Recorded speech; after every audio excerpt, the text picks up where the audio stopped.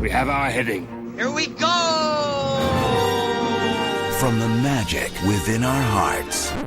Hello and welcome to the Warp Shelf. I'm Frank Duran. I'm Deshaun Vasquez. And today we're talking about the Disney Renaissance. Disney Renaissance. Now, I know we talk about Disney a lot on here. It comes up often. You know, it's hard not to when they own a third of the industry. When they're basically a monopoly. Yeah. But, you know, we're going to talk about something that's near and dear to our hearts because we kind of grew up during it. Yep. Is the Disney Renaissance. And the Disney Renaissance, if you don't know, was this period of just money making Disney was having. And this came at a time that not only was Disney not doing well with films, but it wasn't doing well with their parks or their television, or they had a weird Chuck E. Cheese offshoot that didn't go super well. Yeah, they were. You know, they were definitely in a rut for like decades. It was kind of like a lot of bad leadership going on and some questionable choices for what they wanted to do for movies. Yeah, and you would see like them at their worst point with some of their older films was like how many times they would like reuse assets. Yeah. And like, you're just like Robin Hood. Like you've ever seen Robin Hood, and if you know how many times it's just like recycled images, animation from like dancing scenes, just like okay, we took that out and kind of just traced it over and put in the new characters. Yeah, which isn't unheard of in animation, especially when it comes to TV production. Yeah, it's just a matter of hiding it. You got to use your assets to the best of your ability. But that was just them. It's just like we're in a rough spot. Yeah, we don't have the money. So I would say that it really comes down to we had one of Disney's lowest grossing animated films of all time happen before the Renaissance happens. And that's why I think people feel this is so important that they did so well, was they had The Black Cauldron, which I know I like the movie. It's not good. It's not good. But it's got good imagery. I hadn't seen it. It's cool looking. It fucks with your childhood. I hadn't seen it for the longest time. I didn't remember a thing about it. Watched it maybe about, I want to say, like 2 years ago. Yeah. God, it's boring. Yeah, it's pretty to look at. I will admit. And the coolest thing about it is like the Skeleton King. Yeah. Like he's voiced by John Hurt. He's like this really creepy, like medieval, like dark fantasy villain. You're like, that's dope. This movie's a fucking snooze. That's the thing, is that it feels like a billion people stepped in to try to save this movie / not make it the real stinker it was going to be, and it still Disney's came out. Actually trying to give another shot at it. One to be more, because I know it's based on like a series of books. Yeah. And they're trying to like take a crack at it in live action to be a more faithful adaptation of the books. And not so much a direct remake of the Black Cauldron, but just sense, more almost, because they could do like a dark, realistic take and be like, hey, it's like the animated thing in Stark, you know, like, and people might like it. And there is a lot. People have a soft spot for the Black Cauldron. People think it's a really cool movie, and I'm not against it. I think part of that is just because it's so culty, and it was so hard to get your hands on it. So that definitely feeds into that. But there's like this notion that it's like this uncovered, forgotten gem, and it's just like, no, it's really not. No. And then like the Black Cauldron was bad, and it didn't do so great. But like the real like that made everybody go, oh shit, was The Great Mouse Detective. The Great Mouse Detective is really good, though. That's a shame. Yeah, like that's the thing, is they weren't. I wouldn't say the quality went down. You know, like that before this happened. It just like. Exactly. It just wasn't playing the way it should be, you know? Like, and I think that The Great Mouse Detective would probably do even well today. People are starting to look elsewhere because Disney for the longest time was just known as the people who did like the theatrically animated films for the U.S. And I know that An American Tail came out around the same time, and that was Amblin, and that like took off. And you had two mouse movies at the same time coming out in theaters, you know? Like, it just wasn't...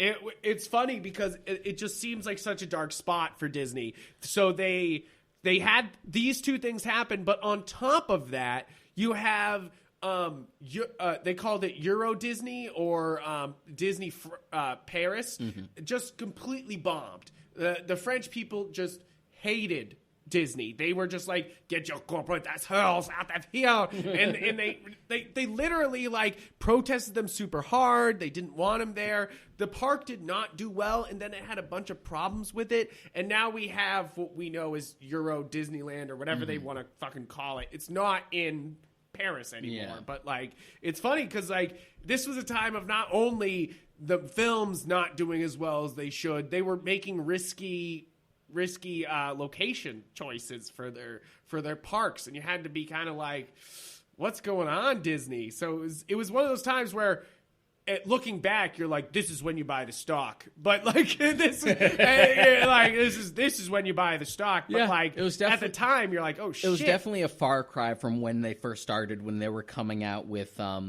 theatrical releases, like even as far back as like Snow White. Yeah. Like Snow White was a huge deal. Yeah. Like it's funny when you look back at Snow White, especially given like the sort of like stigma towards animation that it's like a kid's thing. Yeah. You can go back and see like old photos of like people of like movie stars at the time going to see Snow White. Yeah, right. Because it was like such an innovative thing at the time, the first feature-length animated film. It's wild, you know, like, and you can't out speak their Disney's place in animation history. Yeah, absolutely. Like you can't out it. Like there's been a lot of people who pushed animation and really have taken it to what it is today. But if there's one guy who funded / pushed animation to what it is today, it's Disney. You know, like it's Walt himself. And the influence, like, the he influence may be an anti-Semite, but man, he knew his animation. Yeah, but artists aren't supposed to be perfect. Yeah, no, they're not. They tend not to be. No, and their influence is everywhere. That even stuff that you wouldn't expect. Like I'm a huge Dragon Ball fan. We did the Dragon Ball episode. You know what the thing was that made Akira Toriyama want to be an artist? 101 Dalmatians.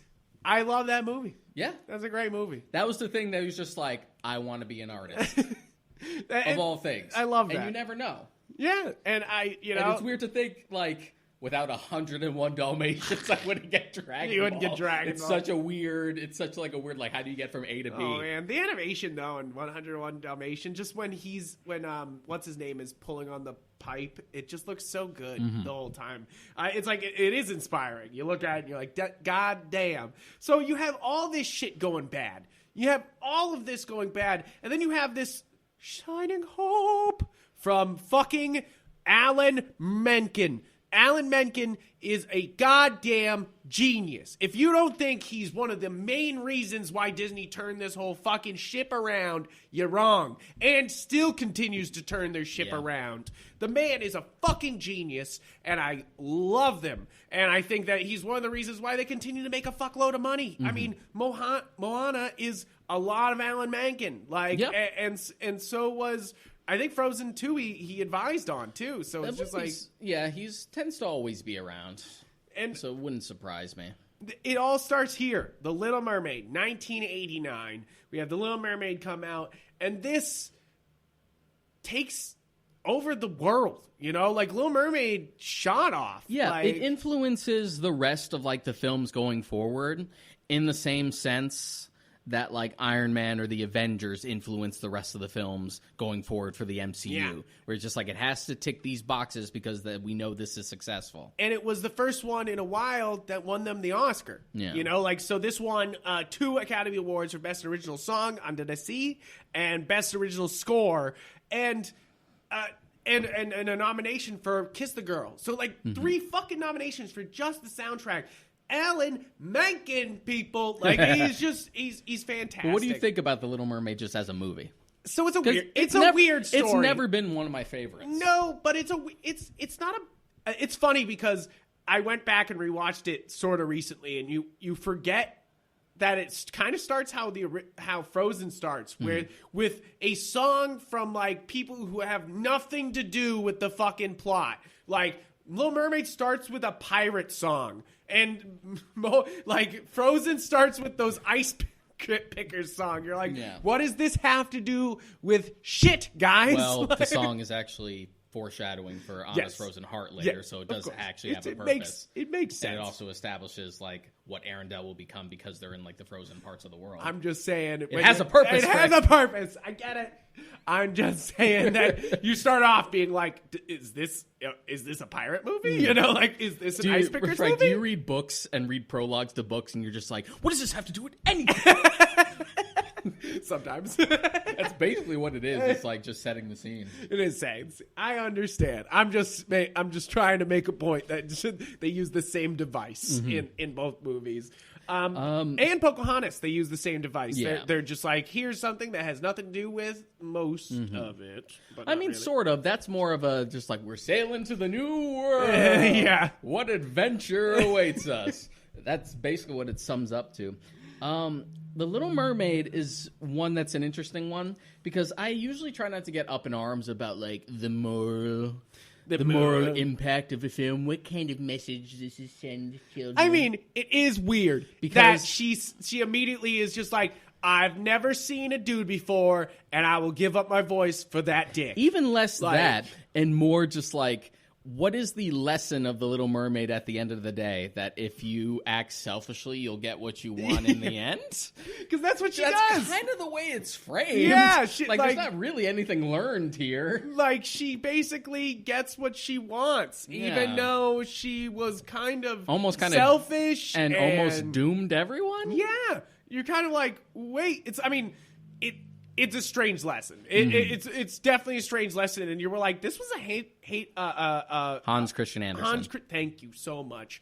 It's like, this was a fable. Like, you're just Yeah. you're like, wait a minute. So what was the lesson? You're like, wait. I mean, we knew they weren't going to go for like the ending of like the original fable, but it's still just like, I'm not sure what you're trying to say here. Yeah, It's right. Kind of confused. I'm kind of confused, but it's one of those classic stories that like most people love. The Yeah, Little it's got Mermaid. it's Head got over heels. memorable characters, except Eric. Yeah, except Eric. It's got memorable characters. Like it's still gorgeous to look at. Yeah, to this day, it looks great. It really does. It's a good looking movie, and the soundtrack. It won the Oscars for a goddamn good reason. Like, Under the Sea is a jam. Is a jam. There's no other word for it. And there's lots of other great songs throughout the thing. I like Kiss the Girl. Yeah. I think, I don't know, with Disney movies, and we'll get to this as we, like, go along, maybe it's just, like, the little edgelord in me, but I always love the villain songs. Yes. I will give Little Mermaid one of the biggest credits in this list. Ursula is inherently right away one of the better Disney villains. Yeah. Like, She's right great. off the She bat. has such like a malevolent, like playful presence the entire time. She's just so fun to watch. It's so funny because you kind of like almost understand why Ariel falls for Ursula's tricks because she's so convincing. She shows Yeah. up and she's like, I can do this. Like, you want this? Because I can do this. Yeah, Like, she has that like she has huge like evil aunt energy. yeah, right. You're just like, oh shit. But it's so well done, and it's so funny because so many little things from this movie go on to so many other Disney classics. Like, right off the bat, Ursula and her two eels is exactly Scar and his hyenas. Like, that's hyenas. Hyenas. It's exactly the same. They even do some of the same shots where they're in the dark and then they come out with just the eyes. Like, it's very similar stuff. Flotsam, Jetsam, Yep. Ed, Shenzi, and I forget what the other one's name is. Yeah, and so many other little things like having Sebastian and Flounder as friends instead of just having like one. You have both, so you can play on. So you have Timon and Pumbaa. Yeah. So it's kind of funny. Little Mermaid's a less violent version of The Lion King is what I. Yeah, it's all just like setting the foundation for just like, okay, we have a formula now. Yeah. And it was already falling into the formula already because it's not like this was the first like princess film that they had tackled. No. But just like that specific like cadence and tone and pitch, you know what I mean? I do give it to Little Mermaid. This is a weird story to be like, and we're doing Neptune and mermaids and there's fucking Atlantis. You know, like you're kind of like, oh, this is strange. You know, like you're, right off the bat, you're like, huh, this is like high fantasy shit, right? Yeah, off the it bat. sort of has like the same like okay that you would get later with both Hunchback and Tarzan. Yeah, where you're like, just because those are more adaptations of books as opposed to like fairy tales, and you're like, huh. You're like, there's a deeper thing going on Yeah. back here. You're like, what? You're like, huh?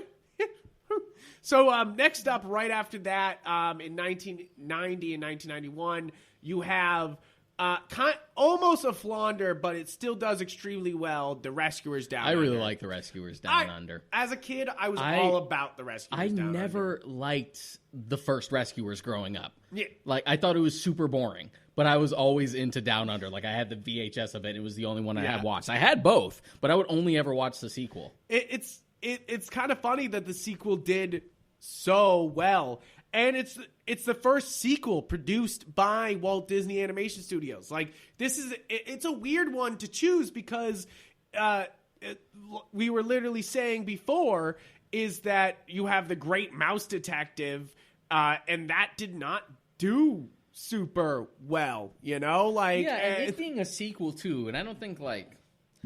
I think the Rescuers, as far as, like, the time it came out, it just seemed like one of those ones that just kind of came and went. Yeah. But it still made some serious money. They definitely, it didn't get the Oscars that they were going for. And it was not as, it didn't make the money. So but the next big hit is right after that, right? Like literally the next year you have Beauty and the Beast. Now this is most people's favorite. Mm-hmm. This is on this big old list here. And I don't know if we said at the beginning, we're going to go through all this chronologically, and then we're going to list our favorites. Yeah. We're going to duke out for which are the best Disney Renaissance films. But Beauty and the Beast is one of the most awarded of all the Disney films that at the time. Yeah. And it just really took off. I love this soundtrack. Yeah, this is a great soundtrack. Beauty and the Beast growing up for me was always one of those ones that I liked, but it was never my favorite. And then it's only continued to become more of a favorite as I've gotten older. My brother, you know how a kid will usually hook onto a movie and watch it every day. When we were younger, it was Beauty and the Beast for my brother. So I've seen this movie over and over and over and over and over and over and over again. And I love Gaston. Yeah. I think this movie's got so many good things. You don't exactly know. You never really understand. Like, I don't know. The Beast is questionable. Well, the cool thing about the cool thing about Gaston is that not only is he just such a fun dickhead, yeah, but he's also just a total trope subversion of what you would come to expect with Disney films as far as like the handsome, strong-chinned prince up until that point. And then to see him go like full monster at the end instead of the Beast going full monster, it's just such a great little And just reflection. the Beast himself has a great, like, iconic design, which is more or less an amalgamation of a few different beasts. It's like a bit of bison, a bit of wolf, some like bear. It's a lot of things. It is. It definitely is. You wouldn't be like, that's a bear. You know, like it's a lot of. It's definitely its own unique creature, but it reminds you of like other bestial things you would be afraid of. And so when I went last to Disney, I got to eat in the castle, which was one of those things that like my wife wanted to do, and so did my best friend and his wife wanted to do. Like they wanted to eat in Beauty and the Beast castle. It's amazing what they did in there. It's so cool, like because you just step into the castle, you know, like it just feels like you're on the animation set, you know, like which is wild. Did you see the animatronics they're like building in Asia for like their For the Disney Belle parks? One, that one's crazy. You're just like, that's nuts. That looks like animation moving in real life. You're like, that's fucked up. But dope. I can't wait for that future where they're just like, here's a cartoon scene in front of your eyes with a robot. You're like, what? But I gotta say, I tried the gray stuff and it was delicious. That's all. The gray stuff? You said you love Beauty and the Beast. Try the gray stuff. It's delicious. I've never been to Disney, Frank. No, it's part of the song, dumbass. from Be Our Guest. Try the gray stuff. It's delicious. Yeah, because you were still on the topic of the park, so I figured because it was you like, get to eat inside of Belle's I Castle. know. You get to I eat figured what it they was. eat. I figured it was a dish as like part of an in-joke as a reference to the song. So I'm like, all right. It is the gray stuff. Okay. And it was really fucking Don't get good. mad, Frank. Don't make me tell you to name every song. I'm not going to name every song. I don't know every song. I don't. But I really do. I think Beauty and the Beast outshines even Little Mermaid with how absolutely.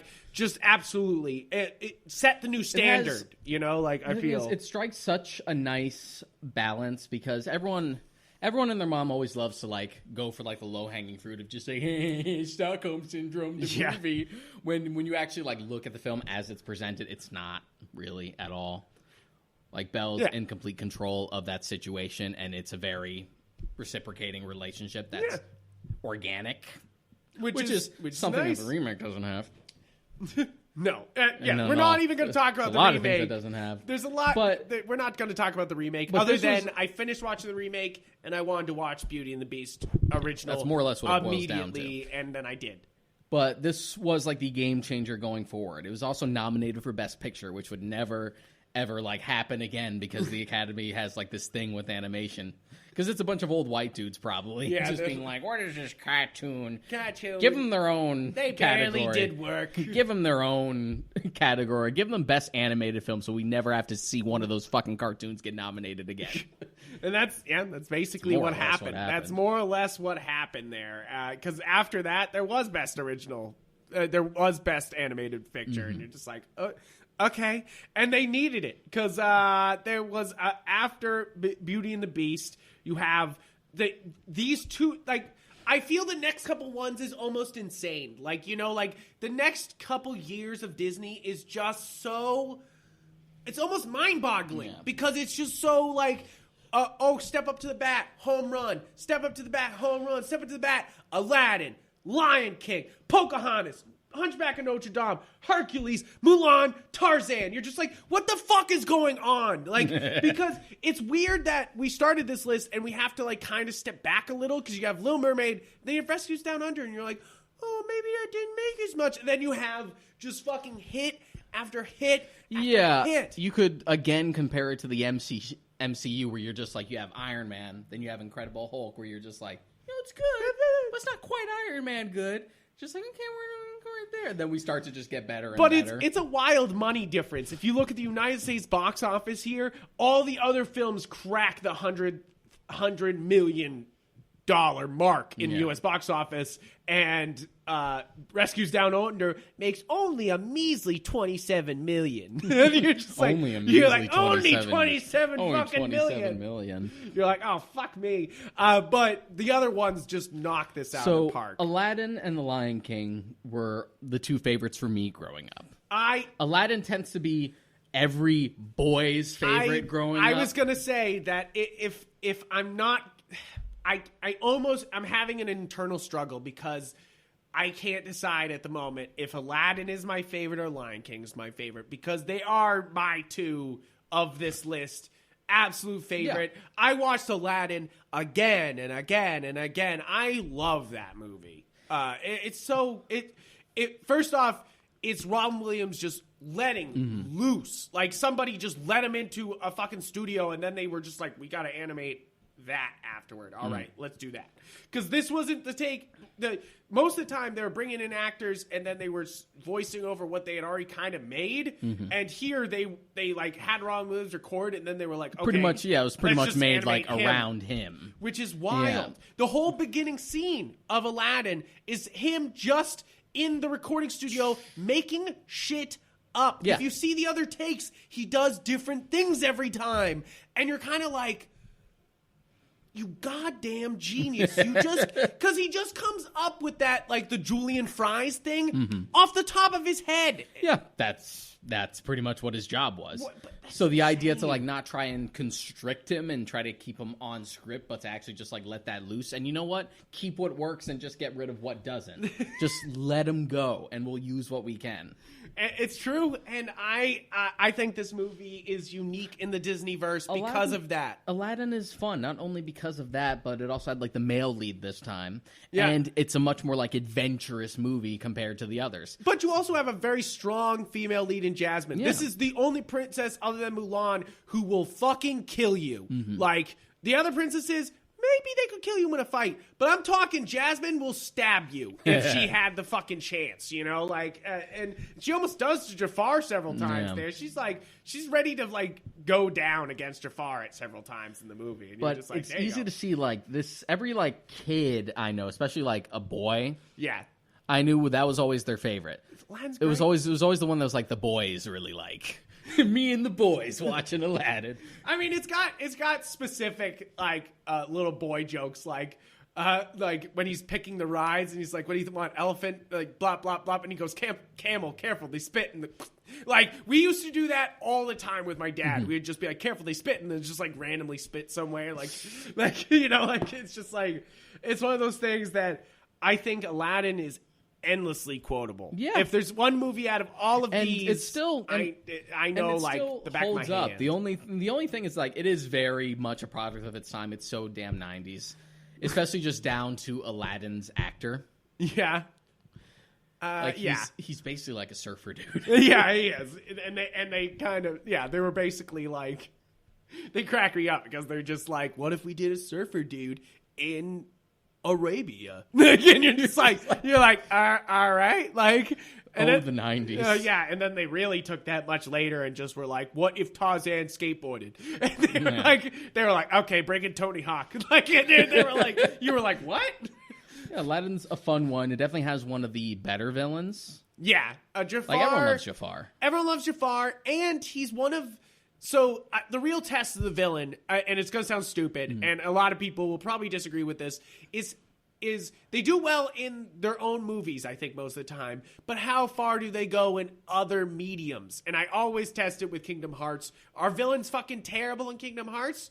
Then they're not good villains, you know, like, and Jafar is able to be a damn good villain, and so is Ursula being in Kingdom Hearts. Yeah. And I know you've played them way harder than I have. Too much. But I think so, I think Hades, Ursula, and Jafar, and all do fantastic. They pretty much grab like the most charismatic ones, and then with like Maleficent as the lead because she's like the baddest She's bitch. the baddest bitch they ever lived.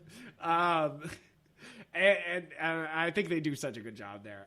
But I think it's a good way to be like, so does this villain work still out of its normal environment? I wish, and not to go on a tangent, I wish Cage stuck with its original plan as far as the villains were concerned. Yeah? Because they weren't going to go for like Ansem as their antagonist. It's Yeah. like, this is our anime bullshit villain. Yeah, they're like, here he is. They were actually going to stick with their guns, and like even the main antagonist was going to be Chernabog from Fantasia. Ooh. And they kept him as a boss fight Yeah. near the end, but he was supposed to be the main villain, and you're just like, that makes so much fucking sense. Yeah, right? That would make sense. He's a literal fucking devil, so of course he would be like the head of all these Disney villains. And then they're like, nah. You gotta fight a That's sort of JRPG god. That's a sort of the shame with the franchise in general. It's like the Disney-ness of it is just like further and further been like kind of scrubbed off. Yeah, and you're just like, wait, why? Wasn't this the point? Wasn't this the pull? But whatever. Whatever. But then you have what I would say is one of the most profitable of all of these right here is Lion King. Lion King, and it's probably one of the more better written of all of these is Lion King. It's very serious. It deals with the responsibility of the crown. It's Hamlet. It's Hamlet. It's like Hamlet with Disney. You know, like that's basically it. And that's not even to be reductive. Just No. to be like, oh, it's just Hamlet with cats. No, it's not Yeah. to be reductive. They did a good job of making a political drama with lions. You know, like And here's the funny thing about like Lion King is that it was done by like the B team at Disney. Disney was putting all its eggs in one basket specifically for Pocahontas. That was the one that they were aiming for to be like the huge This is it. fucking Like- smash. And Lion King, they were just like, okay, this might be like a modest release. This isn't going to be like a big heavy hitter. Okay, and but then they're like, we'll bring on Elton John Yeah. and Hans Zimmer to do the soundtrack, and you're just like, well, Hans Zimmer wasn't as big a name as he is now. yeah, like back when the exactly. Lion King came yeah, out. it's true. But I love this, and this is the first one where they bring in the big artist to do the main song. This is the first time Elton John comes in, and I feel like this kind of changes how Disney looks at their songs at this point, because they Yeah. realize they could bring in a big artist and make a fuckload of money just from the big artist's name being played on the Yeah, radio. the Lion King changes like how they approach their music from that point forward, especially like really aiming for like this big operatic, like almost Broadway appeal. Yeah.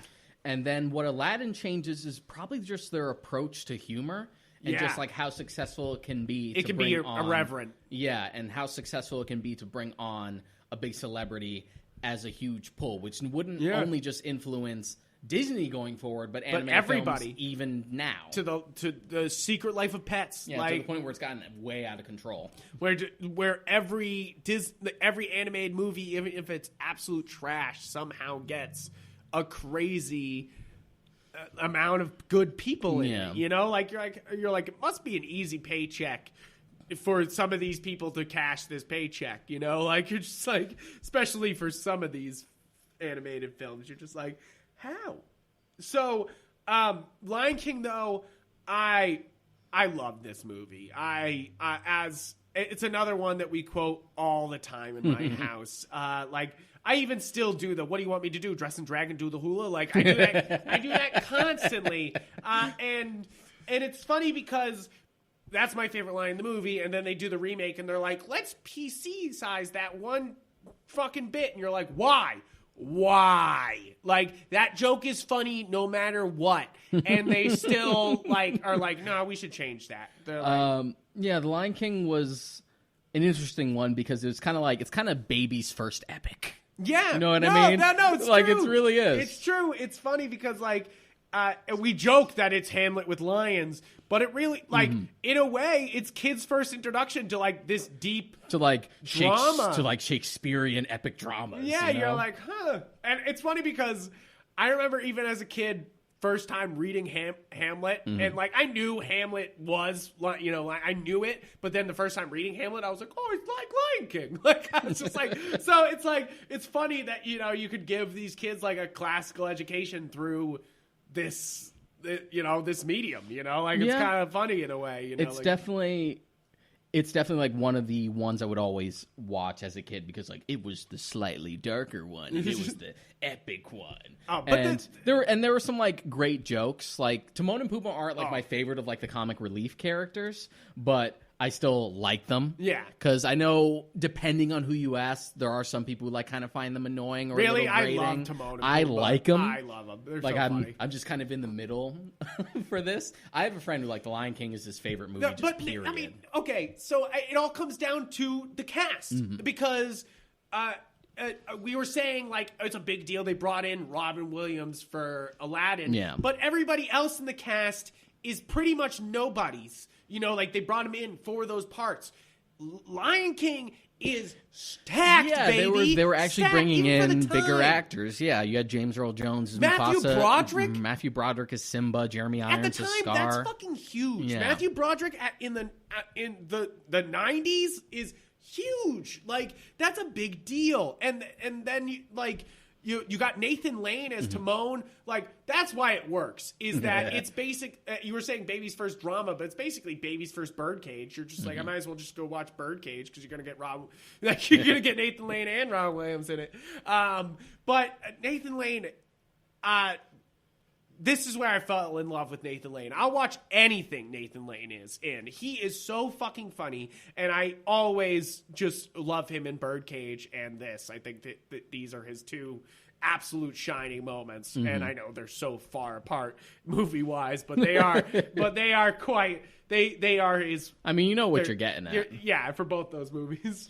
But I really do. I think the cast really sells this movie. Like I do want to forever. Oh, absolutely. I do want to take a bit of a detour just because I'm thinking about the TV shows that both of these movies had. Okay. And the Renaissance wasn't just for the filmography, it was also for their success in TV, starting with DuckTales. Yeah. DuckTales was like their first really big, successful TV show that they actually threw a lot of money at. And then that led on to stuff in the 90s like the Disney Afternoon Gummy Bears, the adaptations like the Hercules show, Aladdin. Darkwing Duck, Goof Troop. Goof Troop. Did you ever watch the Aladdin show growing up? I did not. I watched a little bit of the Little Mermaid show, which isn't super great.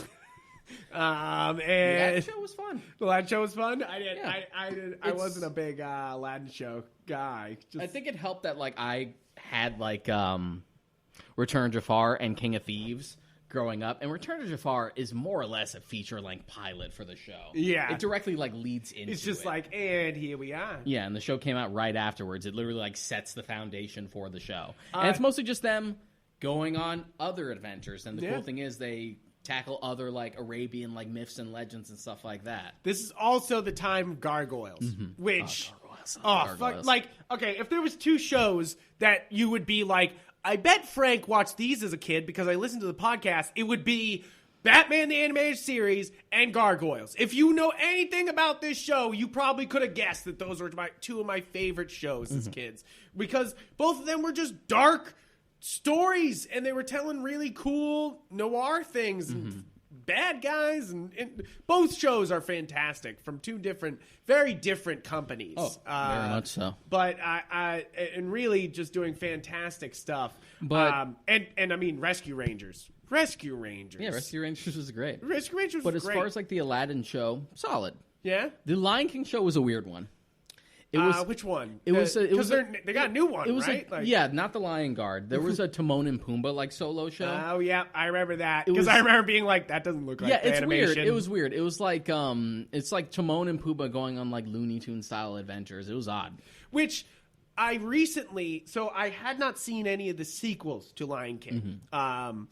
Except recently I watched Lion King 1.5, which is actually super funny. Really fucking funny. So fucking funny. So if Hamlet, if Lion King is Hamlet, this is One is Hamlet. 2 is Romeo and Juliet. 1.5 is Rosencrantz and Guildenstern are dead. Thank you.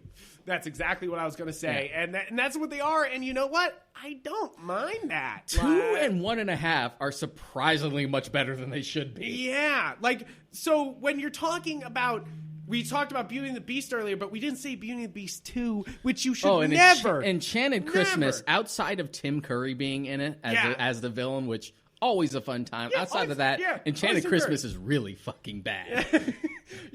When you're talking about Disney sequels, you usually get shit. Mm-hmm. You usually get shit. But when we're talking about these two properties, Aladdin and Lion King, they had some success here. Return of Jafar just suffers from like, it's just super unpolished looking. Yeah. Like, again, it's basically just a feature-length pilot for the show. The King of Thieves acts as not only trying to be like more of a direct sequel, but also like the finale to the show at the same time. Yeah. And it works better. And that also got Robin Williams back as the genie. And I hear it's good. I haven't seen it. I haven't seen that. It's fun. But It's very like Indiana Jones, but with Aladdin. It's really cool. I'm for it's that. like Last Crusade, but with Aladdin. Cool. I'm cool. I'm Yeah. cool with that. I'll watch that shit. I absolutely loved 1.5 though. I was howling. Like for a movie that's definitely not my age. I was laughing. Yeah, that came my out. That ass came off. out years ago. Yeah, and I just had never seen it, and I watched it because it was on Disney Plus, and I was like, "Oh, I'm missing these gaps." This is a great thing about Disney Plus. This whole thing should be an ad for Disney Plus. Fucking sponsor us, please, Disney, because that's the best part about Disney Plus here is that you get to go back to these Disney Renaissance films and either see their sequels, things you missed, any of these things. You know, like that's what Disney Plus just fucking sells me on is that I'm like, oh fuck, I can watch all these things. You But know, those like, tend to be the only ones that like get defended. It's like 3 of them. They're Yeah. just like the Aladdin sequels are fun. yeah, The Lion King sequels are fun. Don't look at the Little Mermaid 2. Don't look don't at worry- don't worry Beauty and about the any Beast of 2. Don't look. The only other one that Don't look at Mulan of 2. all things that seems to be brought up a bunch, and I've never seen it, is like Cinderella 3. I also have heard that, Yeah. which you're like, how could of all movies, how could that be good? You know, like it makes I you. suppose it's no less weird in the same world where a direct to video sequel to The Lion King is actually decent. That's true. That's So, fair. who knows? It's fair. Now, to kind of move forward, you have a little bit of a sidetrack here. You have Nightmare Before Christmas, which is not the big box office number, nor normally included with the Disney Renaissance, but it is one of their big moneymakers because they attach their fucking name to it. Yeah, it was definitely like a cult thing that became like huge and merchandisable way after the fact. Way after the fact, because at the time it just didn't make the money they wanted. But it brought Tim Burton even further into the mainstream. Like he was already big with Batman. It groomed and raised an entire generation of kids I knew who were super into that and fucking Invader Zim. Yes, exactly. Basically, the two things that kept Hot Topic open for decades to come. Yeah, decades to come, and still kind of does. Yeah. So this is another one that was my brother was obsessed with. Nightmare Before Christmas. Nightmare Before Christmas. As you can tell, I'm not one to rewatch movies. I'm just not. Mm-hmm. I just don't do it. I'll rewatch favorites. I will, but I just don't rewatch them. And I think it's strictly because my brother will just rewatch fucking things over and over again. And after Beauty and the Beast, there was Nightmare Before Christmas, and we just watched the shit out of that. I know that movie backwards, forwards, sideways. It's like, it's so crazy how much, but then I give it credit. It's such a beautifully animated movie. Nightmare Before Christmas is so well animated. Yeah, and it's one that even Burton, even though he started his career with like short films like Vincent, that like had stop motion, he knew enough that this was going to be so ambitious that he decided not to direct it. He said he was like, I'll write it and I'll produce it, but I need someone who's a much better like craftsman than me to actually pull it off. In comes Henry Selick, who's a master. Selick. He's a master of his craft. He would also later on go on to do James and the Giant Peach and Coraline. Yeah, which like. I love this guy. You know, like, as much as, like, you kind of get tricked into being like, Tim Burton's a genius. Henry Selick's the genius. Yeah, Tim Burton's name and style is all over that film to the point where a lot of people think he directed that. Yeah. I mean, it's usually called Tim Burton's Nightmare Before Christmas. Because he wrote the short story. Yeah. Like, the imagery is his. I'm not going to, like, and it screams him. And it's definitely his baby in the same sense that, like, Indiana Jones is kind of Lucas's baby. Yeah, and you could say the same thing for even Empire Strikes Back. It's Lucas's baby, but it's not his. Yeah, you know, he didn't direct it. He didn't direct it. I love Nightmare Before Christmas though, but it just it gets overplayed. But it definitely. It's funny because it's such a weird Christmas movie to like put on. If you do throw it on Christmas, you're like, this is a weird one. I can't because I'm like so torn between worlds. I gotta get it. I gotta like watch it in November. You gotta watch it in November. Watch it in November. Yeah, because it's like half a Halloween movie, half. Well, a that's Christmas why I like movie. to watch it at Christmas. It kind of extends Halloween. You know, I guess. you can just be like, it's still Halloweenish. Like we can still watch this. So next up is probably. Every little girl's favorite is Pocahontas. Tends to be the general public's least favorite, though. Yes. Yeah. It's incredibly strange. I know a lot of people that I'm close to that like really don't like Pocahontas. Yeah. I mean, it's a weird whitewash story where they were just like, instead of it being that we showed up and we kidnapped Pocahontas and we made her marry me and then we went back to the new world. As this old sweaty old man while she's this underage girl. We're like, nope, he's beautiful and she's beautiful. As we and raped and pillaged through the colonies. Instead of her being 14, she's a reasonable age. It's like, it's definitely, this story is complicated. It's some like creepy revisionist history stuff. Yes. But that's like... That's a conversation for people much smarter than we are. Yes, we do not have to have that conversation, but we have to say it first because I think it paints this movie in its later days, you know, in now. Like the way I tend to see it is that argument isn't invalid. Yeah. But the way I always saw it, like growing up, it's just as loose an adaptation, quote unquote, as something as any of the other properties. Yeah, I they've mean, done. Little Mermaid does not stick to the Little Mermaid story at all. Hunchback sure as hell doesn't. No, and yeah, exactly. You gonna stick to Victor Hugo's fucking story? No. Where's Disney's Les Miserables? They had it. I do think that you got to give Colors of the Wind its due. It's a great song. It's a great song. That whole, it's like, it's not just a great song, just like, it's a great set piece. It's just gorgeous to look at. It's just gorgeous. As much as I went back and rewatched this when Disney Plus came out. So this is one of the ones I've seen recently. And I do like a lot of what's going on. It's gorgeous, but kind of ham-fisted and shallow. Yes, I would say that's its main problem for me is it's shallow. Mm-hmm. It's like, sure, there's a love story, but how deep does that love story even go? It's all very.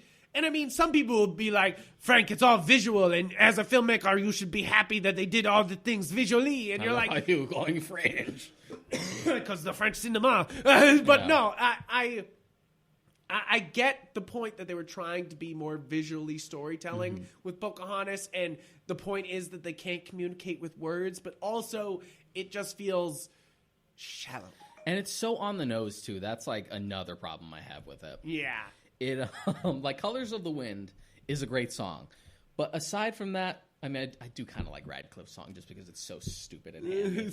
It's basically capitalism, the song. Yeah, right. It's You're like, so what funny. the fuck? But and it doesn't have many songs. No. To be fair, Pocahontas is not a heavy musical. But like you get to like the set piece for Savages, and it's just so on the nose and like beating you over the head.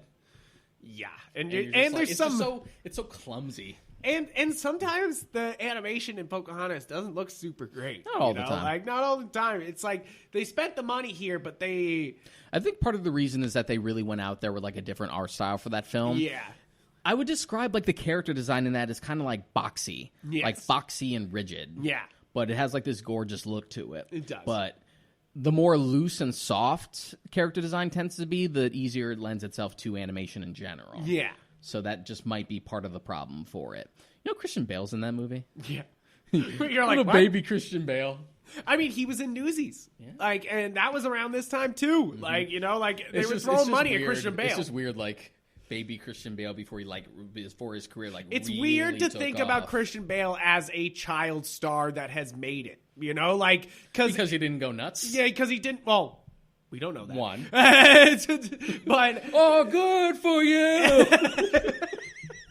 But I mean, the man puts in the effort into his roles, and that comes with years of experience that he's had since he was a kid. Like I give it to him. I'm happy for him to like constantly fluctuate his weight for my entertainment, even if it concerns me.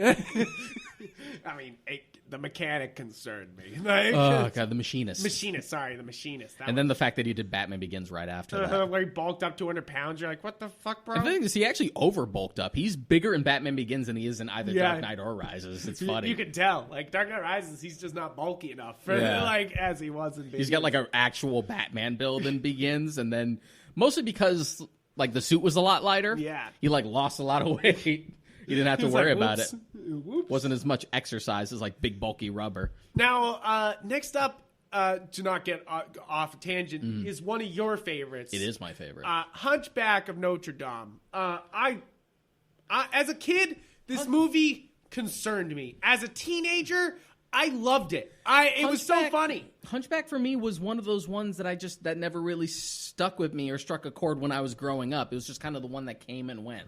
And every time I would like ask people about it who also a lot of people as a kid, I even knew as Esmeralda. I was like Esmeralda. Like, I was. But like, even just like the religious connotations, like you grew up being raised religious, Yeah. I didn't. So all that stuff, like, just didn't really. I just kind of shrugged at it. I'm like, oh, it's just another Disney movie. And a lot of people I grew up with also kind of feel the same way. It's like, oh, Hunchback, I barely remember that one. And then I sort of rediscovered it in high school. Yeah. Kind of watched it on a whim with my girlfriend at the time, and we were both just like, This movie is fucked up. It's funny. It's great. As a kid, I was really into musicals, and it was funny that like I did the same thing. I was kind of like, no, Hunchback of Notre Dame. I didn't really think about it. Then somebody.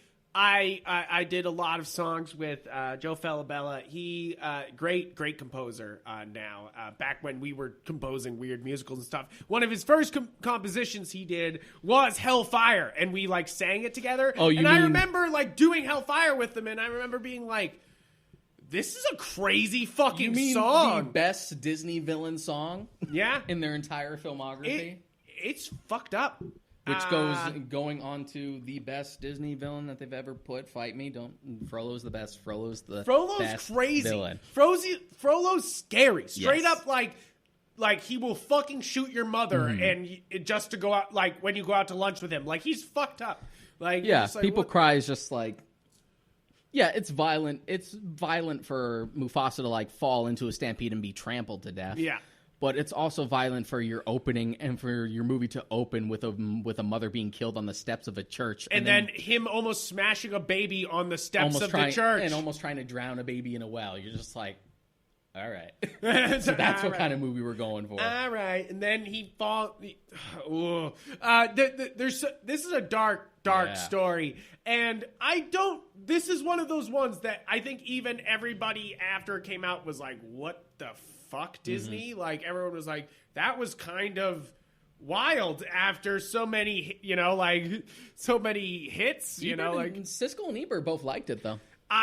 That's the thing is critically, They kind of saw it for like what it was like when it first came out, when people were kind of lukewarm on it. Yeah, Ebert was literally just like, "This is Disney's best since Beauty and the Beast."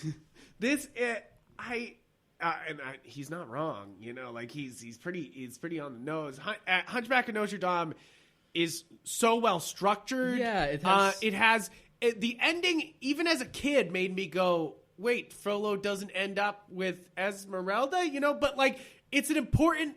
You mean Quasimodo? Quasimodo? Yes, but you were kind of like.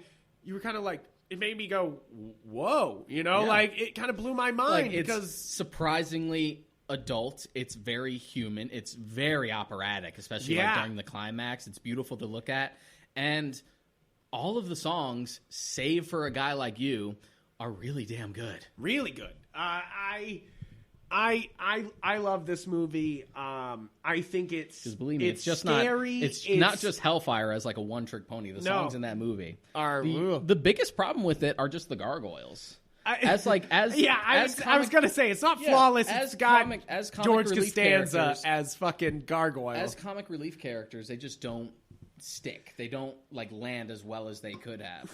I mean, they're funny. They were better. They were better for commercials. I always thought the commercials for Hunchback. Well, this was always the problem with Hunchback. The commercials sold a different movie than what the hell you walked into. The commercials sold like Quasimodo hanging out with his gargoyles and maybe getting the pretty lady. And then the movie's just like, no, it's abuse. And and you're like, but you gotta shit. get asses in seats. And but the problem with the gargoyles is that whenever they try to come in for like their gags, it's so tonally all over the place. Oh yeah, it's just total whiplash. Totally, and that's kind of the thing with their song in general. It just kind of comes in. It doesn't need to be there. Cut that shit out. It's not a good song. Yeah, you don't need to let. I keep calling him George Costanza, but you don't need to let him sing. There's no reason to let him sing. Jason Alexander. I'm just gonna call him Seinfeld names. Stop typecasting actors, Frank. I mean, he's good. No, I don't mean to. Jason Alexander is actually a great actor. He really is. I know. This just isn't, I love him. I don't mean any disrespect. This isn't exclusive to Jason Alexander, though. You always have a habit of just like calling actors by their character names. Just like, this is how actors get typecast, Frank. It's true. Fair enough. And then you go into, I love Hunchback of Notre Dame, and that's what's so amazing is that right after it you have Hercules, which like, Hercules is a completely different movie. This is one of, we always say this is one of our favorites because it's basically Superman. It is basically like, hey, what did Disney did a Superman story? Done. Over. It's there. The amount of times I know people who say they like hate Superman and find him like a boring character, it's always the usual shit. Just like, he's overpowered. He always wins. How can you? There's no stakes. Blah, blah, blah, blah, blah. From people who have never like actually like read or watched the Superman story, and it all comes down to just like I hate Superman. Just like what's your? And then if they turn around and say that Hercules is one of their favorite Disney movies, you're just like, huh? It's the same thing. It's literally Superman 78 and Rocky. That's what that movie is. And you know what? I love Hercules for it. I like Hercules a lot. I love Hercules. First off, I Can Go the Distance was... can't believe how often we talk about my musical experience on this fucking show. I don't have that much musical experience, guys, but I Can Go the Distance was the first song I used to audition for things. You know, like it was like the one I could learn.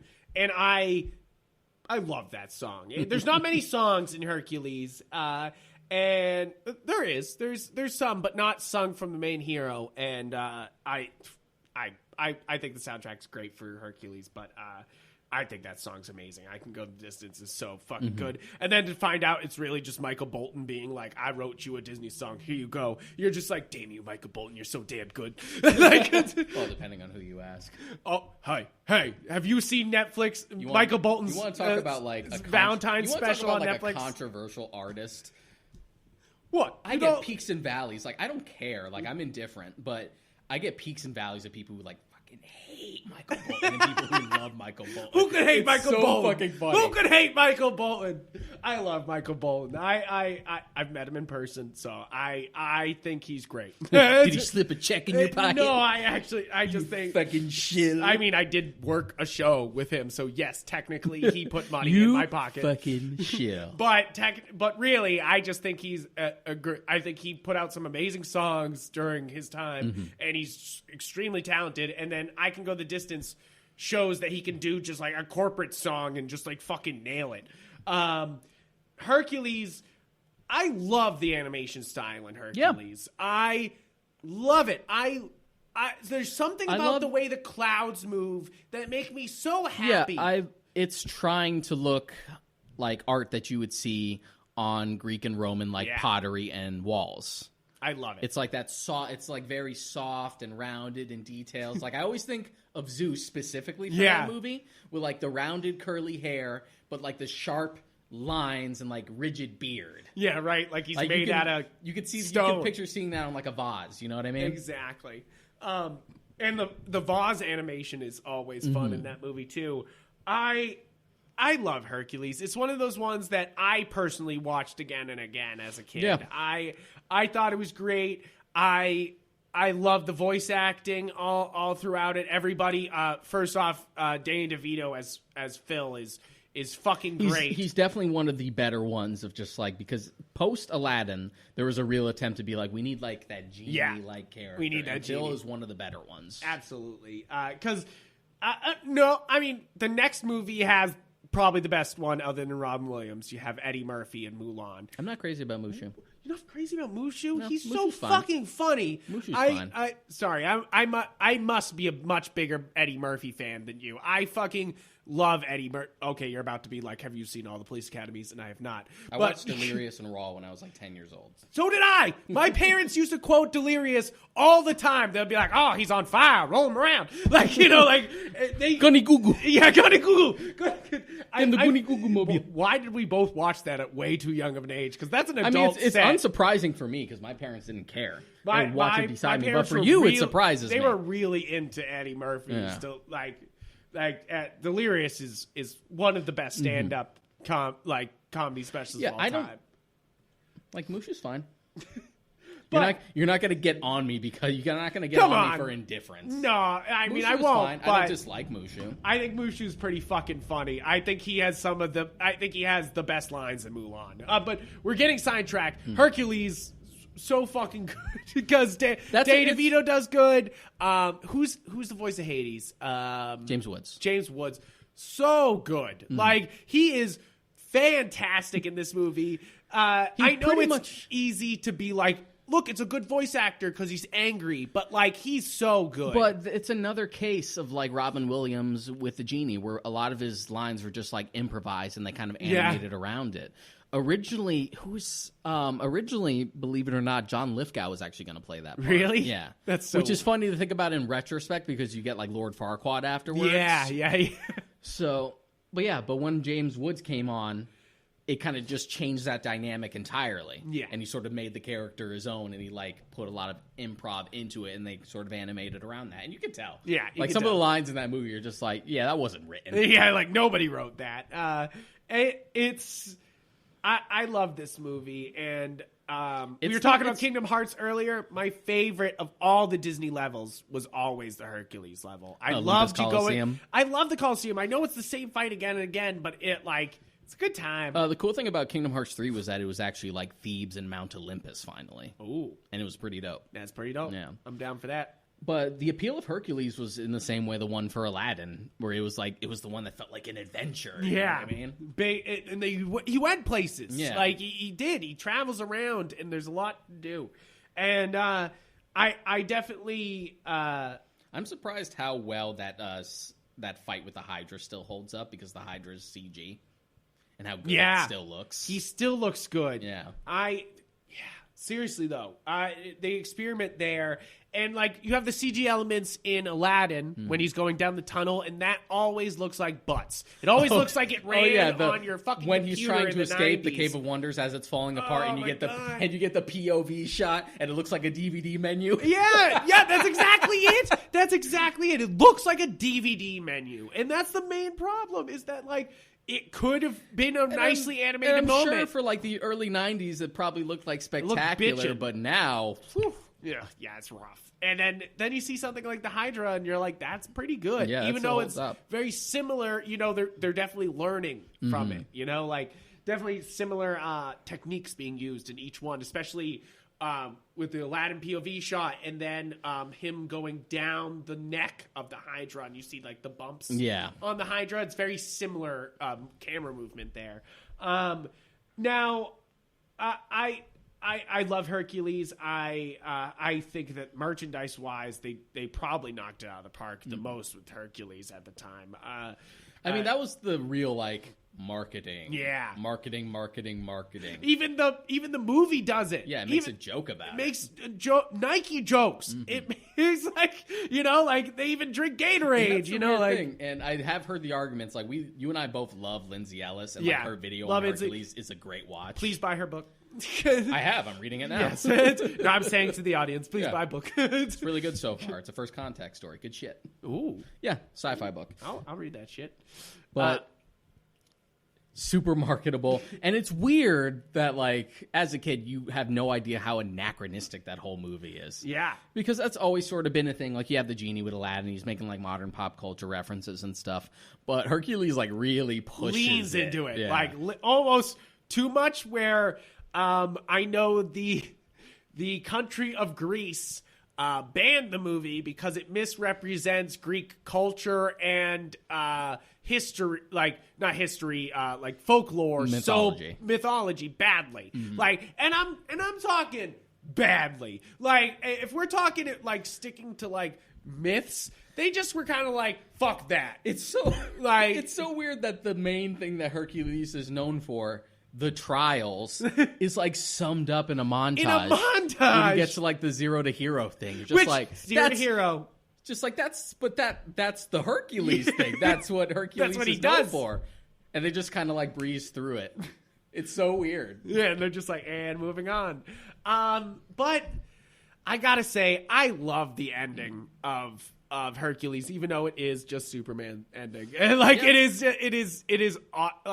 awesome that him diving into the souls. It's a very Superman like story ending, because you could say just like kind of kryptonite-y, yeah, etc. exactly. He loses it, but he doesn't care because he'll sacrifice himself to save. He's a Lois hero deep down, Meg. even without the power. Like but that's the thing is, we're saying it's very much Superman, but we're saying that as a like. But it's dope, right? Yeah. But it's dope. Next up is a real big winner for Disney. This is one of the last big moneymakers of the Disney Renaissance, Mulan. Yeah. Mulan made gangbusters. Yeah. It was everywhere. It was huge. I remember even as a kid, I was like, fuck, there's Mulan everywhere. I love this movie. I like it. I know you like it. Yeah. I've recently, like literally in the last week, watched Mulan again. Fucking funny movie. I definitely think it's a little breezy with its plot. It kind of just moves a little fast for its own good, because it's just like right away, like, okay, and then we do this thing. Here's Mulan, and now she's out into the woods, and you're like, and out into the world, and she's dressing up as Mushu, as Ping, and then you have like, and then the plot just moves from there. It basically goes, and it's all at Mushu's fault. I found I recently rewatching it, because I usually think like, oh, they go out on their own, but really Mushu and the bug make them go out to find their father, because they were supposed to stay back and train, and then Mushu says, oh, I'm going to speed up this war. And you're like, fucking Mushu? Like, what the fuck? Organizing the pieces like the pawns on a board. Like, it's kind of weird. Like, I didn't really think about that before. Like, it's a breezy plot, but literally he comes in and pushes it forward. I mean, he is supposed to be like an elder god sort of thing, like a guardian. Yeah. So I guess it makes sense, but it's just the idea of like this Eddie Murphy dragon being like orchestrating war. But it's true, though. He makes them go out to find the father, and then they find out that the father's dead, and then the Huns just chase them all the way back to fucking, which, how the fuck does that happen? But like, how do they all come out of the avalanche to go fight? But okay. But I will give credit to Mulan. It has the highest on-screen body count until Guardians of the Galaxy for a Disney film. And Guardians of the Galaxy not only dwarfs every other film in Disney, but every other film ever.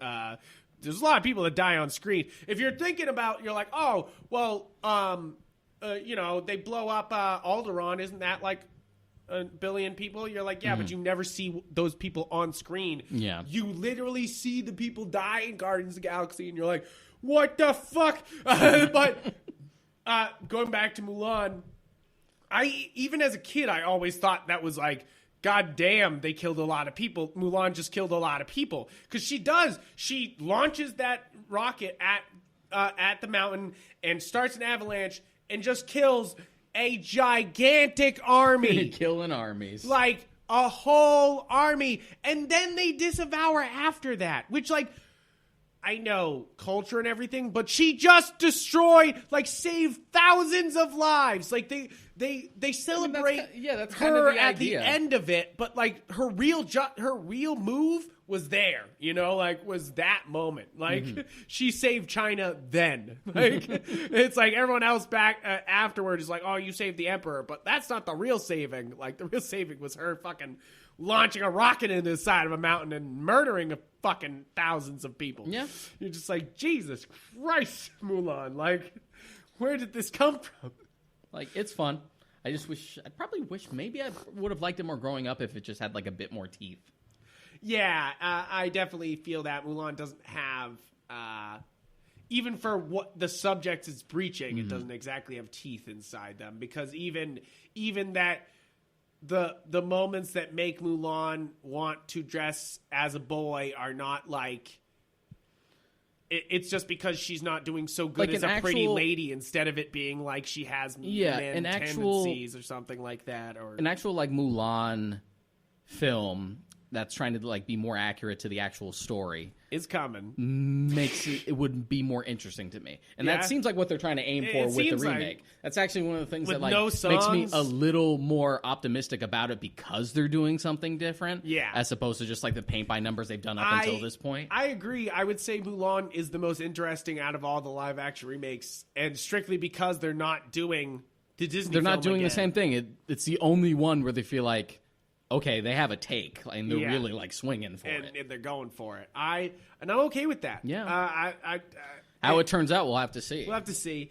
They think they got a hit on their hands, or they would have released it on Disney Plus. Yeah, as we can see, like, because they've been releasing things on Disney Plus, just like throwing it up there during COVID, and I really do think that they must think Mulan's a really fucking big moneymaker because they haven't done it yet. So I assume they think it's same thing with Tenet. They're like, no, that's the real moneymaker. We're not putting out fucking Tenet on on a streaming service. Yeah, that and like Nolan is so like such an old school like filmmaker. He's just like, don't you fucking dare. I want it on film. Mulan though, I will give it the ultimate credit. I'll Make a Man Out of You is probably the most played Disney song I have played.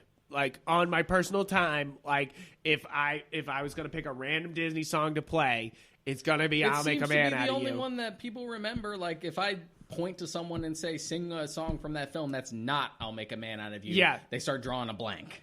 Well, the other ones are there's one other song in Mulan. There's the Reflections song. There's Reflections. There's A Girl Worth Fighting For. Oh yeah, there's A Girl Worth Fighting For, which is a good song. I do like Girl Worth Fighting For. But I had to remind you. No, I was thinking of the song at the beginning of where they sing when she's getting ready. Oh yeah.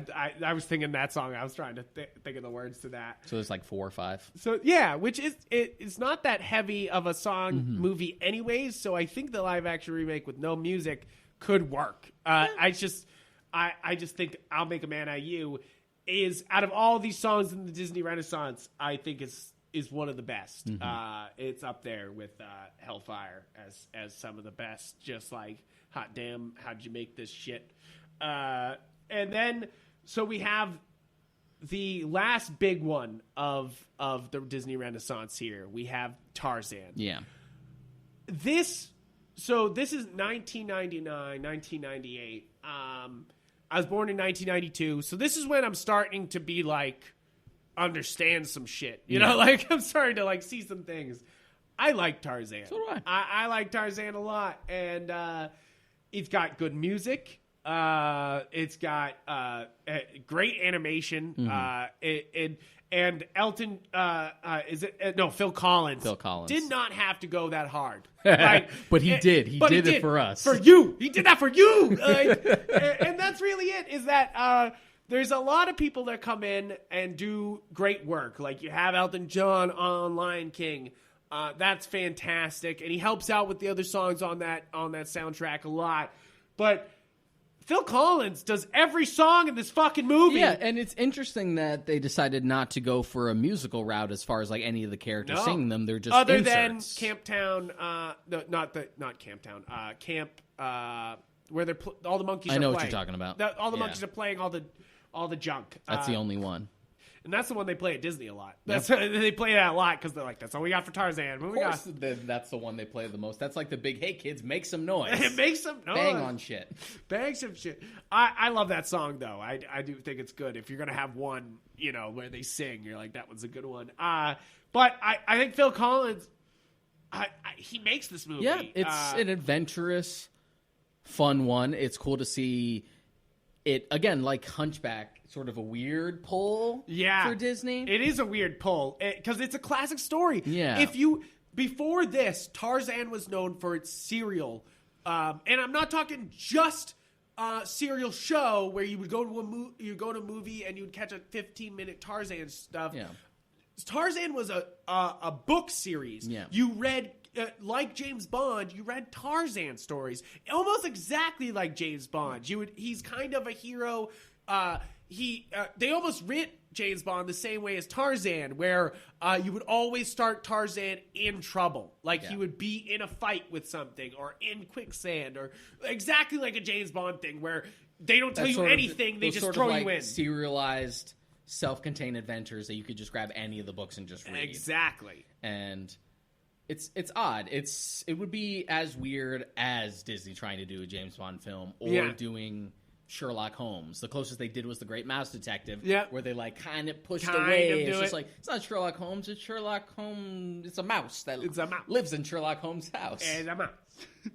I can't say enough about this soundtrack. As great as the animation is in Tarzan, You'll Be in My Heart is so good, and so is Dodo, like, you know, like it's just so Son of Man. It's just so good. Son of Man's the montage one where he grows up. That's a great one. That one's so good. What a creative choice, because the iconic thing with Tarzan is the screaming with the swinging through the trees. It was such a weird thing for them to be like, well, what's the modern equivalent to like that? It's just like, well, kids love extreme sports. Yeah. They love like boarding and stuff. What if he was like surfing through the trees? Just like, well, how would that work? And then they do it. Yeah. And you're just like, that's dope. And it's one of those things that would only work in animation. Yeah. But it's really fucking cool. It really, like, because if they did it live action, it just wouldn't work. Yeah. You know, like, and it just looks so good here. Yeah. Like, I know they brought in Tony Hawk to do it. I remember watching behind the scenes where they were like, Mr. Tony Hawk, how do you move your feet? And he was like, here you go. And here's exactly where I got this concussion and this Yeah, concussion. right. Buy the latest pro skater. Bye. It's such it is a really solid movie. I don't think that Tarzan is one of the greats on this list. It's not going to like stand out It's above, definitely- but it is great. It's definitely one of the few that I like enough to own. Yes, absolutely. And I think it's a funny movie. This is another one where they brought in a side character that was famous. This is who plays the gorilla. Turk. Rosie O'Donnell. Rosie O'Donnell, which is problematic now, but but Rosie O'Donnell was When has big Rosie back O'Donnell then. not been? I think even when Tarzan came out, she Yeah, was pretty problematic. she was very problematic. That's always kind of followed her. Yeah, but it's a funny movie. It's got right from the get go with the tiger killing his parents and the monkey finding Jaguar. the jaguar killing his parents and the monkey finding Tarzan is It's dramatic. It's really fucked. Yeah. It's like it reminds you of like how edgy some of their older films used to be and how they started to like make it a little more family friendly, just like how dark films just tended to be anyway, even if they were aimed for children. Yeah. But like you go to that house and you can see bodies like in the distance, just in the background, and you see like scratch marks and trails, and you see like blood on the floor. Yeah. And you're like, woo! Yeesh. And plus, I love the design of Sabor in that. Just the design of that Jaguar. It's just frightening. He's scary looking. And this was a weird time where Tarzan and that type of character really took off too. Like there was George of the Jungle. Like it's a weird time in the 90s. George of the Jungle might have been like a little before. It was that. earlier. It was earlier because Yeah. Brendan Fraser was doing The Mummy around that time. But like it was definitely like That's a movie that surprisingly holds up. Is George of the it Jungle. really It's does fucking- though. It's fucking funny. It's fucking funny. I watched it. We watched it sort of recently, and I was kind of like, I didn't think this movie was that funny when I was a kid, and it's fucking funny. Yeah. You know, like I thought it was funny as a kid, but not like I was roaring. You would think it was going to be one of those like kids films that you're just like you watch now and you're just like that didn't you're like hold he up. hits the tree. I get it. Like you know, like but no, it's actually way better than that. And that's pretty much it for the movie wise, because right after that you have a few that didn't do as well after Tarzan. I think that's sure where Treasure Planet is right after and Treasure that. Planet is super underrated. Super underrated, but it is the one where most people credit it as killed the fucking It's like when it's Renaissance. starting to peter off, but then they had like absolute garbage like Home on the Range. Yes. If we have to list one movie that just shouldn't have happened, it's Home on the Range. So like they weren't getting like the same critical praise they were before. The money wasn't really coming in. So, and then like Shrek kind of changed the industry, especially for the US at that point, because now everyone's really lining up for specifically CG animated films. And that Disney wanted to like hash in on that as well. So their big last ditch effort, and Pixar was doing super well at the time, their big last ditch effort to like try and come up with something ended up being Princess and the Frog, and then that was it. That was all she wrote. Yeah. You're just like, and what's funny around this area is Disney was not only thriving, but Fox Animation and Warner Brothers were fucking up. Yeah, it was like they were messing up. Like this is not, and let me list a few of these that will make you go, oh, those weren't big hits right here. We have Thumbelina, Quest for Camelot, A Troll in Central Park, and then their biggest hit, The Swan Princess, which, like, to be fair, Swan Princess is actually a pretty good movie. It's a pretty good movie. But it's not a good money maker. Yeah. And then their biggest money maker is Anastasia, and then finally Prince of Egypt, which both of those did not do the numbers that these Disney Which sucks. movies were. Anastasia's a decent flick. Prince of It's Egypt. fucking weird, though. We It watched is it weird. recently. If there's a movie that doesn't know what it wants to be, it's Anastasia. They're like, do we go full adult? Nah. And you're like, but we kind of want that Disney money. You're like, but you brought in Rumpelstiltskin already. You know, Yeah, like Rasputin. Rasputin already. Sorry, Rumpelstiltskin. Rasputin. You already brought in Rasputin. He's a fucked up character. If you bring in Rasputin at all, Prince of Egypt, though, is fantastic. it is. I give it to their DreamWorks. There is that they kind of saved themselves. Yeah, with, it was definitely an Prince of Egypt. influence for other studios as the Renaissance was going on for other companies to be like, we should have an animation division and we need to throw our hat in the ring, and it varied. Yes, it absolutely varied. Yeah. It's like You had some success with like Amblin that had like American Tail and The Lost Before Time and The Secret of Nim.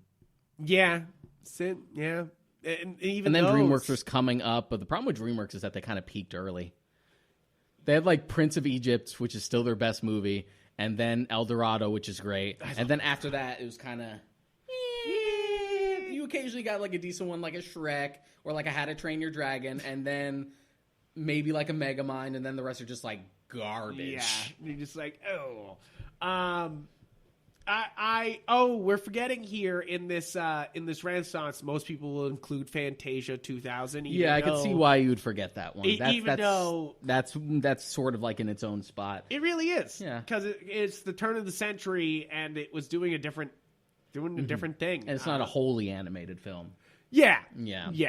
So you're kind of like, oh well, you're just like, oh, It's not bad. It's not as good as the first one, but it's good for what it is. And I'm kind of just waiting for us to get another one. yeah. I feel like I felt like COVID was the time to put out another Fantasia. Even if because they're like wary of trying 2D animation again, I feel like even if you went for CG animation, you could do something potentially super creative with it, like a modern Fantasia. Yeah. No, I think there's a lot you could do with it. It's an open format. And Yeah. that's why for me you're just like, It's just expression. yeah, you're just like, why not? Like go for it. I think that these movies really shine here, and I think that we are still getting great movies now. We are still getting great Disney films, but As far as Disney is concerned, the pendulum keeps like swinging back and forth as far as like quality is concerned between like Disney Animation Studios proper and Pixar. It varies. it does. And now you have some cash shills like Secret Life of Pets, and then you have better ones. You got any better ones? I mean, I'm just thinking strictly like Disney and Pixar right now. Yeah. Pixar. Because I think like when they started to dip their toes into like CG, they had like Tangled or like Meet the Robinsons, which are both like, Tangled is all right. And Frozen like struck a much better chord with me. Pixar had always kind of killed it with their films, but even they started to like peter off a bit. Like Brave wasn't great. Yeah, and they start to go back. Like, okay, so this is what I was looking for. So you have Tarzan, that's 1999. Then you have Fantasia, and then you have the real stumbling block here, Dinosaur, which I remember seeing on my birthday as a kid. I was really excited for that movie, and I'm sure it made That's an still odd one. a lot of money, Yeah. but I know it didn't make the money they wanted. Dinosaur is a weird movie. It is. So it's a weird one, but even now it's not bad. It's, You want to talk about like advertising? yeah. Everyone was into that movie because the only thing they would advertise was like that fucking 5-minute, just like speechless establishing thing of like following the egg on its journey as it reached the monkeys. It's completely silent, just played to music, just like this beautiful animation for the time. and you're like, wow. Yeah, you're like, wow. It's like Disney's really going for it. And then you watch the movie and you're just like, oh my God, they all fucking talk. They all fucking talk. The movie shines much better when they're not talking. Yeah. And then they have a bunch of movies here after Dinosaur, which I don't think are bad, but they just didn't do what Disney wanted them to do like the Renaissance did. You have Empire's New Groove, Atlas the Last Empire, and Lilo and Stitch. And then what really ends Emperor's it New all Groove is Treasure Planet. And Atlantis, because you said Empire and Atlas. Oh, shit. Sorry. Atlantis, Emperor's New Groove. The Lost Empire. Emperor's New Groove is great. Emperor's New Groove is fucking hilarious. I think it's, without question in my mind, David Spade's best. I think he's fucking funny in a lot of movies, but there's no other movie that like fits his personality more than that one. Yeah. I think it just nails it perfectly. And to me, I loved Atlantis. Even as a kid, I loved this movie. It's a huge, bombastic adventure movie, and it's got fucking it's got Michael J. Fox. So for me, I'm like, Back to the Future. Like, Yeah, Atlantis is fine. It's just one of those things where, like, the potential of Atlantis, The Lost Empire, was better than what we actually got. I mean, It's a film that could have been much better than what it was. I don't know, because I think you're forsaking how well built the villain is into this movie. I think that you're giving me the eyebrow, but I love that they kind of like play you on the villain. Like, it's going to be that big, bulky, a military guy. I forget his fucking name, which doesn't do well for my argument. But he's so well built into the story because you're like, oh, he's helping. He's helping, and you're kind of like you're kind of with Matthew J. Fox on all this. Michael J. Fox, that everybody's a good guy, and then you get down there, and you realize everybody's paid. Well, what works about that is that it's not treated as like some big mind blowing twist. Even like Milo as the character, even he says it like, I should have seen it. Kind of like face palms, just like, of course. Like, this is what you guys are all about. Yeah. But like, the film is fun for what it is, but I feel like there's a lot of potential there. It could have been something with a little more teeth.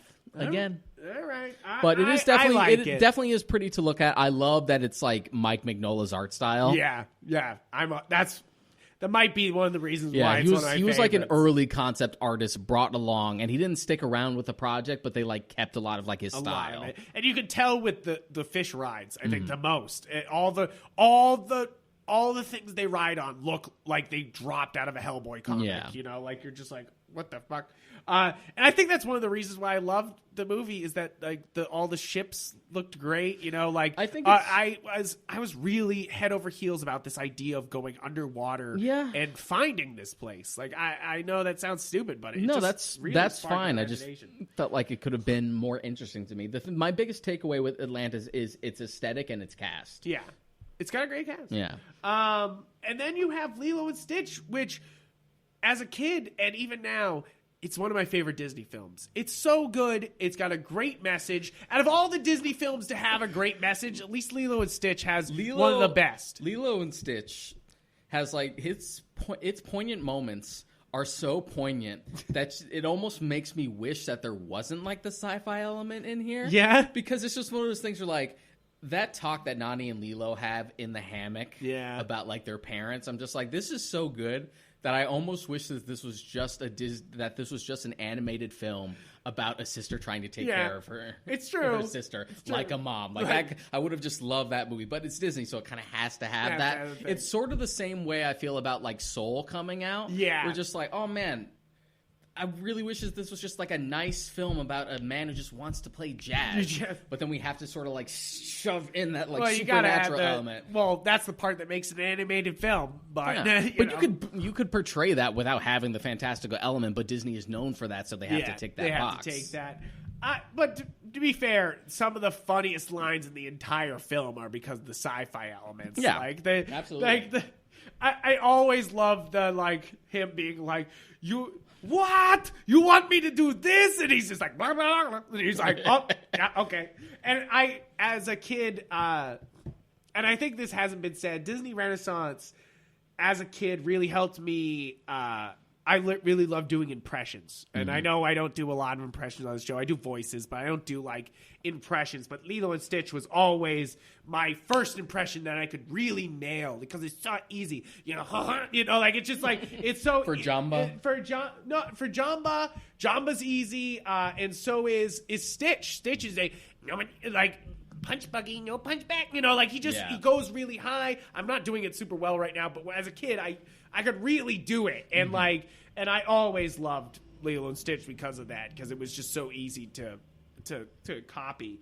And then we always talk about this as one of the most underrated movies on this list is Treasure Planet. Yeah. It killed the Renaissance, but in reality, it was a great movie that just wasn't appreciated. It wasn't appreciated, and Disney was trying to like force that thing out from the beginning. And it kind of came at a bad time too. It's 2002, so you're after 9/11, and it's which changed Lilo and Stitch too. They had to change animation in Lilo and Stitch to fit 9/11. But then it was after Muppet Treasure Island, so Muppet Treasure Island had come out not that far behind, like almost like 4 years, I think. And Muppet Treasure Island just, if you're a fan of the Treasure Planet book, Treasure Island book, Muppet Treasure Island throws the book up and knocks it out of the park. They do exactly the book in such a funny, parody-filled way. I love it because it's so note for note the book, like they do the black spot thing, like they do everything so on nose. So that's why when you go to Treasure Planet, not that far off from watching Muppets Treasure Island, it is the Treasure Island story again. Which if you've listened to the Treasure Island story before, it's kind of like, okay, here it is again. Sci-fi. Yeah, which for me, I love it. It's I really think cool. It looks cool. I think there's no other Disney movie that looks like it. And I love how the elements translate. Yeah. Like the treasure map is like this orb that's like this star map. You have, even though they look like traditional like frigates and ships, like they have like solar sails and stuff like that. I love that instead of a parrot, it's like this Morphous creature who can like turn into anything. I love how Silver's translated into like this cyborg. Yeah. It's so many little things that you're like, ooh, that's good. Yeah, it's really cool. That's good. It's one of those things that like, it's kind of like the way like Alice in Wonderland has been reinterpreted so many times. I would argue too much. Just a wee bit. Just a bit too much. There's nothing that like makes me groan more than just like, I want to do a gritty reimagining of Alice in Wonderland. Just like, oh yeah. So, but I would say Treasure Island is the last one that, even though it might not be perfect, it's a good one. Because then you have, now listen to, if you thought before it was just mind-blowing how good all these movies in a row were, this list next makes you go, damn it, Disney, slow the fuck down. Like, stop, you're making too many bad things. Because, okay, you got this list here. Starting in 2003, you have Brother Bear, Home on the Range, Chicken Little. I love Meet the Robinsons, but it is complicated and weird. Meet the Robinsons, Bolt, which did not do good. And then you have them starting to slightly head back. You have Princess and the Frog in 2009. Yeah. And that's the start of them being like, maybe we could do this again. And then they do Tangled. Brother Bear's okay. No, Brother Bear's bad. Brother Bear's forgettable in every sense of the word. I don't even know. I've seen that movie 3 or 4 times and I don't remember shit about it. Yeah, but it doesn't make me mad. Home on the Range made me mad. Well, yeah. Chicken Little makes me mad. Chicken Little is one of those ones where made me mad. Chicken Little is one of those ones where it's like disposable when you're a kid. If you try to watch it now, it's astonishing how fucking bad it is. Because if we're talking about adding sci-fi elements that don't work, like Lilo and Stitch, like you were saying with Lilo and Stitch, which I think it works in Lilo and Stitch, but here it just doesn't. It feels like they went too far. Yeah. Where, like it just seems. And at the time, I remember being like, "That was fun," but like that's basically it. That's the nicest thing you could say about Chicken Little. I think of something like Brother Bear as more just like, just sort of wasted potential. Yeah, because the premise is good.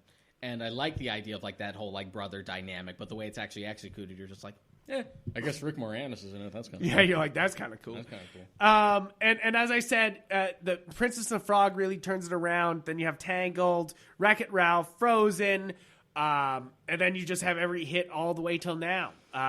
You know, like It's pretty much like they had like a hiccup or two when they like started to like fully transition to CG, but then they started to hit their stride. yeah, and we don't even have that many. It's funny, movies in the pipeline at the moment, animated from Disney specifically. Yeah, from the Stray Studio. You have this one that's in the pipeline called Ryla and the Last Dragon. Yeah. And then something called Encanto, which I'm sure will be fine. I still haven't even seen Onward. Or was Onward Pixar? Onward is Pixar. So it's not even on this list here because it ends with Frozen 2 as the latest 2. film of Disney animation specifically. Because they specifically want their brand now instead of being like Pixar. Now it's Pixar Disney. No, it's good to differentiate. Disney animation. And I mean, there's been some faults. I think Big Hero 6 is mostly forgettable, and all the Ralph movies are extremely forgettable. It is the very unimpressive child of the Iron Giant and the Incredibles. Exactly. The child who didn't amount to much. But I think Disney's kind of gotten their mojo back with Frozen and Moana, and Zootopia, if you can include it. I would say Zootopia way over Moana. Yeah, I'm not as big of a fan of Zootopia as you are. Zootopia's great. I thought it was because good. you're white. As a Hispanic man. Which I shall now dial up just for show. A little bit. Just for show. Like, yeah, Zootopia is one of those ones that gets better with every rewatch because even just certain lines, especially now in the political climate, it's so fucking like, woo! Disney, you were really swinging for that one, huh? And the only problems I have with it are like sort of a thing that's been sticking with Disney movies lately, like stupid twist villains that we don't need. Yeah, so that's the reason why I brought up Atlantis, because there's the stupid twist villain. And to be fair, they build him into the plot, you know, like and like you said, even he thinks he's and like, it's I not meant to be, and it's not played as like some big revelation. Yeah, it's just like, oh, obviously he was always only, like this. I think that like the double twist in Frozen is the only time it's really worked because the movie up until that point was directly criticizing the like love at first sight thing that Disney had done up until that point. Plus the like subversion of just like true love doesn't have to be like a romantic thing. It can be between siblings. Family can be true love as well. Like that worked there. Exactly. Them trying to do the twist for a villain specifically after that always now just feels like, okay. Yeah, you're like, all right. Like they've shied away from like really memorable, like charismatic villains now. It's true. We don't have any big, like, Frozen doesn't really have, like, you're not going to say Hans is the villain of fucking Frozen universe, you know? Like, it's like the villain of the Frozen universe is magic. Like, you know, like you're just like, The villain of Zootopia is racist. So let's get, before we get too much into modern Disney, let's go back and let's rank these fuckers. So we're just doing the Disney Renaissance. We're just talking about The Little Mermaid to Tarzan. We could include the other guys, but we're just going Try to keep it simple. Let's keep Ranking it simple. is already hard enough. It's already hard enough. So I think the bottom of this list for me is got to be Pocahontas. I think Pocahontas is the weakest here. Yeah. And that's saying something. It is still a solid movie. Yeah, I don't hate Pocahontas. I don't hate Pocahontas, but I think it's the weakest here. After Pocahontas, I think it's got to be Little Mermaid, even though it is still a very strong one. It's either The Rescue Down Under or The Little Mermaid for the next one on this list for me. For lowest, we're talking like not. Yeah, if I'm going for like personal enjoyment.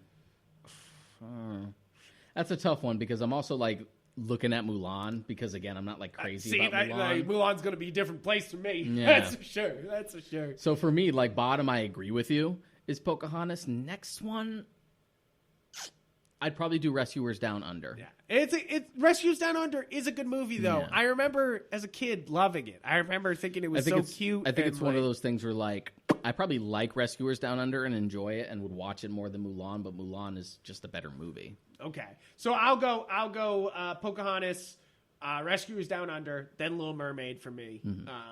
Not because Little Mermaid's bad. It really is it's an extremely well-made movie. It doesn't speak to me in any way. And then, like we were saying before, the message is trying to say, you're just like, Jesus Christ. And then, oh man, now this is where it gets hard. I feel like after that point, I know for you it's probably Mulan right here now. For the third one up. For this one, for me, man, this is hard because I think it has to be Tarzan. Even though I love Tarzan a lot, after Little Mermaid, I'm gonna have to put I'll have to put Tarzan there because Tarzan's good, but it doesn't like come out and beat Mulan for me or Hercules. So you're at. So I have Pocahontas, Rescuers Down Under, Little Mermaid, and Tarzan. And then I would say Mulan, Hercules. Okay. I would probably go at the lowest is Pocahontas. Then I'd go to Rescuers Down Under. Then Mulan. Then I would go Tarzan. Okay. Then from that point, I'd go Hercules. And, Aladdin, Lion King, Beauty and the Beast, and Hunchback. Oh. So, okay. Well, then we'll just jump to the top there. You're saying Hunchback is number one for you. For me. For you. See, for me, it's a fight for my top spot. It's Aladdin and Lion King. If we're, like, pushing favoritism versus, like, best to the side and separating the two, I always lean more towards Beauty and the Beast. But I'm not going to get up in arms if you think Lion King is better. You could even argue just, like, you could even put, like, Lion King / Beauty and the Beast just to make everyone happy. For me, I like Beauty and the Beast, but for me, I would even go Hercules, Beauty and the Beast, Hunchback, Lion King, Aladdin. I want to say Lion King and Aladdin are a tough fight for me for my favorite of these Disney Renaissance films. For me, they spoke to me in such serious ways. Aladdin and Lion King were my favorite, like growing up. Aladdin specifically, and I think part of that might have been I used to own like Return to Jafar and King of Thieves on VHS, but for some reason we never had like an Aladdin in the house. Oh, really? So the only time I got to see it was like when it was on TV or if I went to a family's house. So it was like, oh, I get to see the first movie. Yeah, you're like, it's ooh, a treat. I saw the first movie first, but it's just like whenever I finally got to see the best one, it was always a treat. It was always a treat. I just think Aladdin is, even now with rewatching, it's hilariously funny. Like, Ron Williams is burst a gut fucking funny in this movie. And like, and in such a way that like at every age you catch something different that he is saying. That's why that's why Aladdin was the first movie I bought on when they were releasing Disney movies out of the vault, which now is not a thing, but because of Disney Plus. But they used to be like, oh, we're releasing things out of the vault. The first Disney film I owned on DVD I bought personally was Aladdin. Yeah, so, we got like all 3 Aladdins like immediately. Yeah, right away. I fucking love Disney Plus has definitely made that a lot easier because the Disney Vault thing was very much a thing. Where once it was back in the vault, that fucker was out of print, gone, and you had, if you wanted it, you had to buy it then. You had to buy it then, or go online and have people jack it up. On the Aladdin DVD that I have that are not on the Blu-ray of it, like at all. Like, and you can't find those special features that I have on that Aladdin Blu-ray. I mean, the Aladdin DVD. You know, like, and I would like to upgrade, but now that I have Disney Plus, I don't. need and to, that's an argument for like physical media in general. There are some companies that are pretty good about trying to include every one of the featurettes from Yeah. past releases up until that point. Like Shout Factory. Yep. Shout Factory releases are really good about that. Yeah, they're like, Like here they it all go is. above and beyond. They'll be like, here's a featurette that was from like this release. Here's a weird TV cut you don't care about. Like they just throw everything in there. They're like, did you want this? No, Yeah. I don't give a shit. You want like the work print cut that no one saw? It's just like, here. Here you go.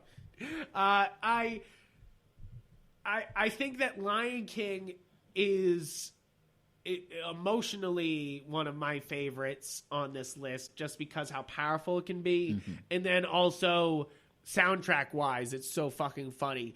But if we're gonna talk the movie I probably quote the most on this list, and probably think about the most on this list, it's Aladdin. No question, nobody even touches it. Hunchback of Notre Dame is great. If we're talking, like you said earlier, best and favorites, favorites is Aladdin. A favorite, but Yeah. I admit Aladdin is not as well animated as say the Beauty and the Beast and the Hunchback of Notre Dame is.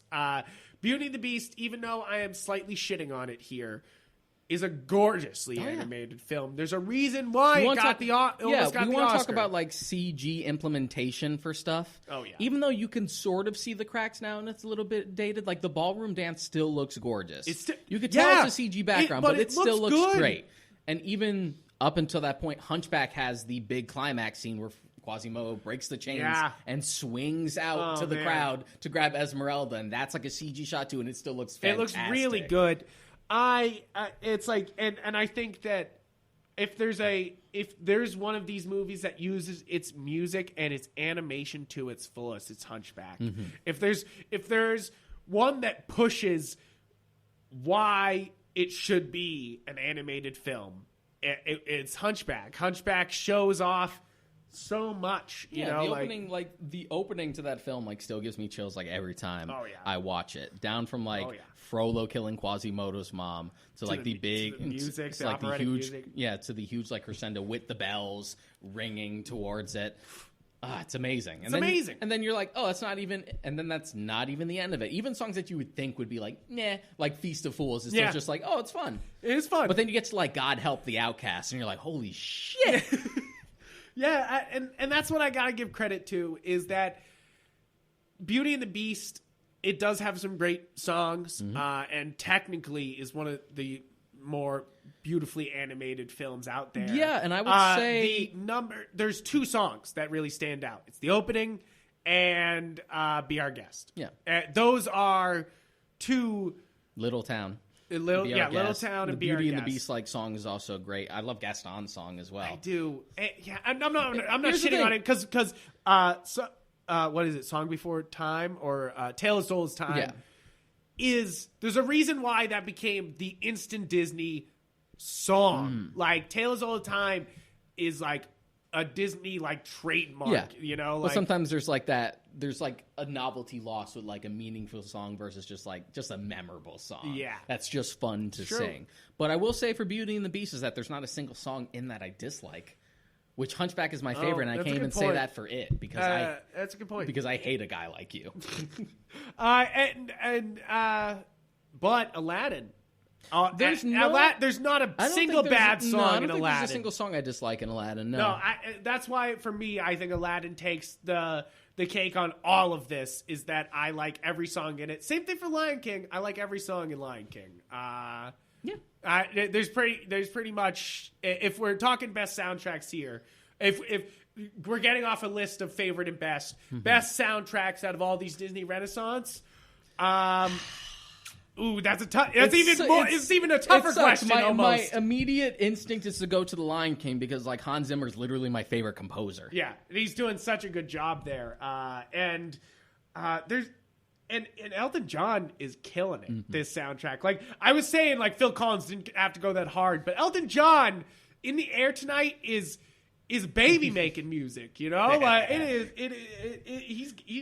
Can it. You Feel the Love Tonight? Yeah, Can You Feel the Love Tonight in the Air? In the Air Tonight. No, it's different song. Different song. But yeah, it's a tough one. It's interesting because I still haven't seen the Lion King remake, and the only reason I'm even bringing it up is because I've heard a lot of the soundtrack because I know Zimmer did it again. I have listened to it. It's interesting, like, how he's changed as an artist and how he slightly alters it. I'll tell you what, there's a lot more fucking drums. Yeah, there is. Yeah, there Like, is. my favorite moment in the film has always been Simba's walk up to Pride Rock in the rain as he roars. Yeah. Just the big, satisfying moment where he's, like, finally king. That's always been my favorite. That's the one I would, like, rewind just to watch that moment.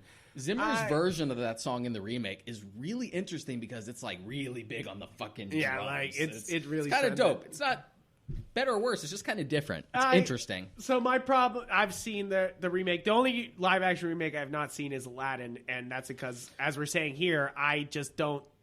And I think the reason why I didn't see Aladdin is because I saw Lion King, and Lion King the remake just disappointed me in pretty much every way because you had such a great cast again, and you're bringing them in, and you're like, and I'm like, hell yeah, you're doing Lion King again, and then they put no facial expressions at all on these tigers. Lion so King- you have an emotionless fucking movie. Without having seen, because I've seen like bits and pieces of it, without actually having like sit down and watched it through and through, there's a difference between like the Lion King trying to basically just be a carbon copy, but much worse. Yeah. Aladdin's more of a thing where like it wants to be, but it has that Beauty and the Beast problem where whenever it does try something new, it's so much worse. Yeah, because you're it's like, just a much worse idea. You're just like, oh, that wasn't a good idea, guys. Like I wasn't asking much for that movie because I knew it was going to be fucking bad.